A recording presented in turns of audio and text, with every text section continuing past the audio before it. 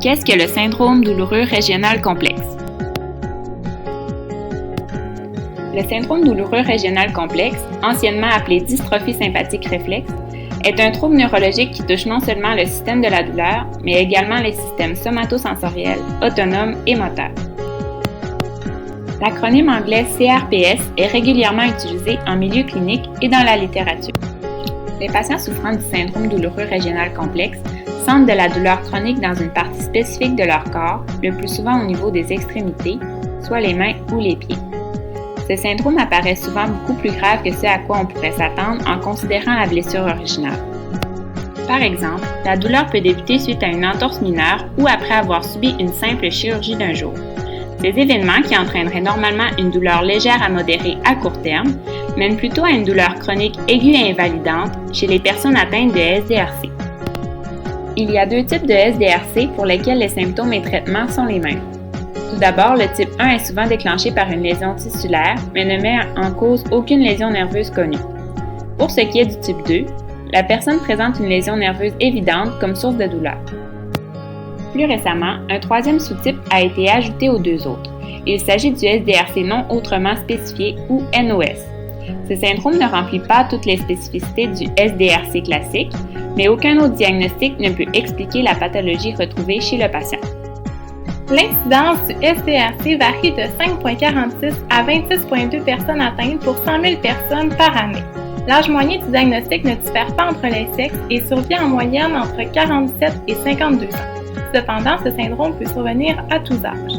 Les femmes sont affectées de 3,4 à 4 fois plus que les hommes. Les éléments déclencheurs sont multiples. Traumatisme physique dans 45 à 65% des cas, intervention chirurgicale, traumatisme neurologique, maladie inflammatoire, cancer, infarctus, grossesse et certains médicaments. Dans 5 à 10% des cas, le SDRC pourrait survenir spontanément. Le processus de la douleur débute lorsque les nocicepteurs envoient un signal de douleur jusqu'au cerveau. Le centre de la douleur génère ainsi de nouveaux signaux pour les envoyer via les nerfs du système parasympathique jusqu'au site de la blessure. Le système parasympathique déclenche ensuite la réponse inflammatoire qui mène à la vasodilatation et par le fait même à de la rougeur et ou de l'œdème. Au cours de la guérison, l'œdème et la rougeur vont diminuer et la douleur va graduellement disparaître. Bien qu'on ne connaisse pas la cause exacte du SDRC, plusieurs hypothèses ont été émises. Une de ces théories stipule que des influx nerveux anormaux continuent de circuler dans la peau et les vaisseaux sanguins et donc stimuleraient la réponse inflammatoire au-delà de la période de guérison. De plus, des changements au niveau du système nerveux central ont été observés en présence du SDRC. Une réorganisation du cortex somatosensoriel primaire et secondaire a pu être mise en évidence grâce à l'imagerie par résonance magnétique. Cette réorganisation se traduirait par une diminution de la représentation du membre atteint au niveau de l'homonculus. D'autres éléments du processus pathologique du SDRC ont été mis en lumière, comme la présence d'un niveau élevé de neurotransmetteurs qui produisent de l'inflammation neurogène en périphérie, une perte de nocicepteurs dans la peau, une déficience dans la régulation sympathique du flot sanguin et de la sueur et une hypersensibilité du membre atteint. En résumé, bien que la cause précise du SDRC soit encore inconnue, tous s'entendent pour dire que la maladie comporte un mauvais fonctionnement du système d'alarme de la douleur. En effet, des signaux de douleur sont envoyés sans raison valable. Tous les patients atteints de SDRC éprouvent de la douleur chronique dans une certaine partie de leur corps. La durée entre le trauma et l'apparition du SDRC peut varier de quelques heures à quelques semaines. Le principal critère diagnostique est la présence de douleurs chroniques disproportionnées par rapport au trauma initial. De plus, la personne doit présenter au moins un symptôme dans 3 des catégories suivantes, soit trouble de sensibilité, changement vasomoteur, activité sudomotrice anormale, changement trophique et ou atteinte de la motricité.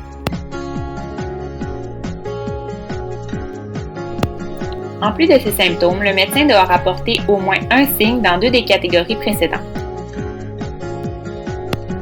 Pour détecter la présence de SDRC, le médecin procède à un diagnostic différentiel.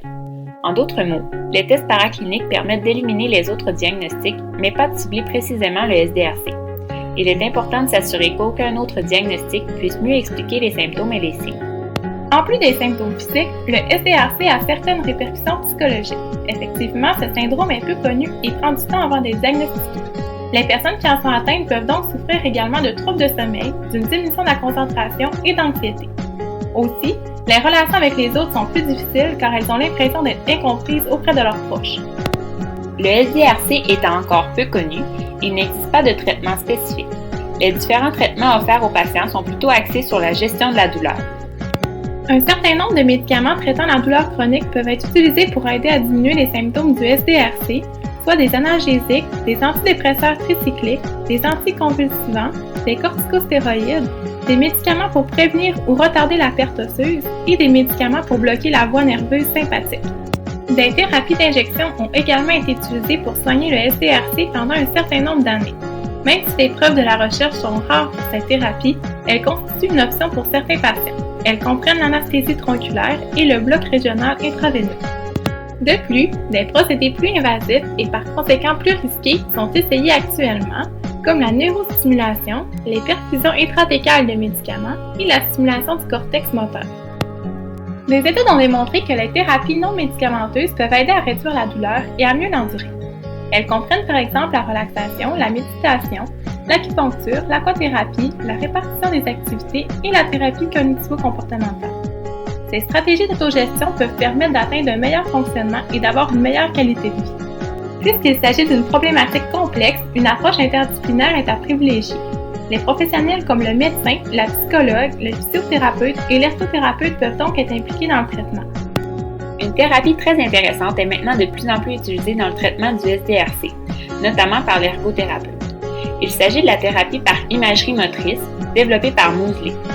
Ce type de thérapie peut être utilisé avec les SDRC, mais également dans les problématiques de douleurs fantômes et de douleurs chroniques. Ce programme contient 4 modules. Le premier est la latéralisation. Le but de ce module est de permettre aux patients d'arriver à identifier les côtés droit et gauche à nouveau. Ils visionnent donc des images provenant d'une série de cartes ou sur un écran d'ordinateur et déterminent s'il s'agit du membre gauche ou droit. Le deuxième module est l'imagerie mentale avec rétroaction par le miroir, sans mouvement actif. En regardant dans le miroir le reflet du membre sain, le patient imagine une série de mouvements et de positions du membre non atteint en utilisant des images sur un ordinateur ou sur des cartes. Le troisième module est l'imagerie motrice avec rétroaction par le miroir, soit avec des mouvements actifs du côté sain. En regardant dans le miroir le reflet du membre sain, le patient fait une série de mouvements et de positions sans mouvement du membre atteint. Le dernier module est l'imagerie motrice avec rétroaction par le miroir avec des mouvements actifs des deux membres. Les directives sont les mêmes qu'à la troisième étape, sauf que le patient bouge simultanément le côté gauche et droit. Chaque module a une durée d'environ 2 semaines.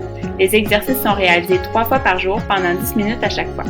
Après avoir appris la technique en thérapie, le client réalise les exercices à domicile. Comme il a été mentionné plus tôt, le SDRC est associé à des perturbations de l'image corporelle et des déformations concomitantes de la carte corticale. Les études ont prouvé que la thérapie par imagerie motrice améliore l'image corporelle et réduit la douleur causée par le SDRC en modifiant la rétroaction à la région cérébrale affectée. Finalement, d'autres modalités en ergothérapie peuvent être utilisées avec ce syndrome, comme l'utilisation d'orthèses, la stimulation tactile, l'enseignement des stratégies de gestion de la douleur, etc. Nous espérons vous avoir fait découvrir ou avoir approfondi vos connaissances par rapport au syndrome douloureux régional complexe.